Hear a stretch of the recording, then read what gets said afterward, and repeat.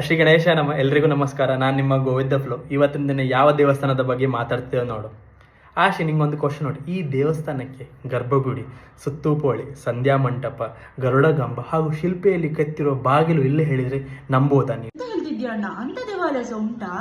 ನಂಬೋದಾಶಿ. ಅದು ನಮ್ಮ ದಕ್ಷಿಣ ಕನ್ನಡ ಜಿಲ್ಲೆಯ ಬೆಳ್ತಂಗಡಿ ತಾಲೂಕಿನ ಸೌತಡ್ಕ ಮಹಾಗಣಪತಿ ದೇವಸ್ಥಾನದ ಬಗ್ಗೆ ಮಾತಾಡ್ತೀನಿ.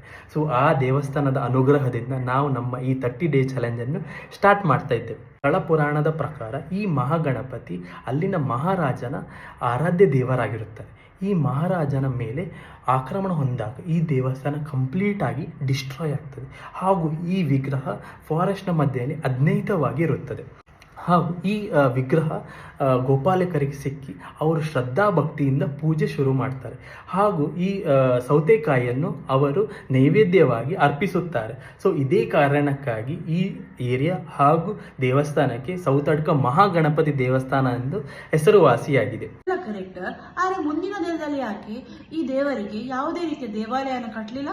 ಅಲ್ಲಿನ ಬ್ರಾಹ್ಮಣನ ಕನಸಲ್ಲಿ ಮಹಾಗಣಪತಿ ಬಂದು ನನಗೆ 4 ಗೋಡೆ ಮಧ್ಯದಲ್ಲಿ ಇರಲಿಕ್ಕೆ ಇಷ್ಟ ಇಲ್ಲ ಹಾಗೂ ಮುಕ್ತವಾದ ವಾತಾವರಣ ಬೇಕು ಎಂದು ಕೇಳುತ್ತಾರೆ. ಅದೇ ಕಾರಣಕ್ಕೆ ಈ ದೇವಸ್ಥಾನದಲ್ಲಿ ಗರ್ಭಗುಡಿ ಇಲ್ಲ. ಇನ್ನೊಂದು ಪ್ರಚಲಿತವಾದ ಆಚರಣೆ ಅಂತ ಹೇಳಿದ್ರೆ ಗಂಟೆ ಆಚರಣೆ.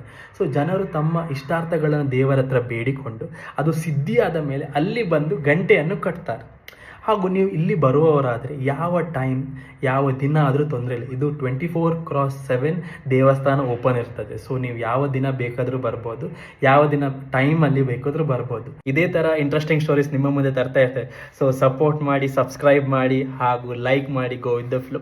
ಸೊ ಈ ದೇವಸ್ಥಾನಕ್ಕೆ ಆಕಾಶವೇ ಚಾವಣಿ ಹಾಗೂ ಸುತ್ತಮುತ್ತಲಿರುವ ಮರಗಿಡಗಳ ನೆರಳೆ ಕಟ್ಟಡ ಹಾಗೂ ಬಯಲೇ ಆಲಯ. ಧನ್ಯವಾದಗಳು.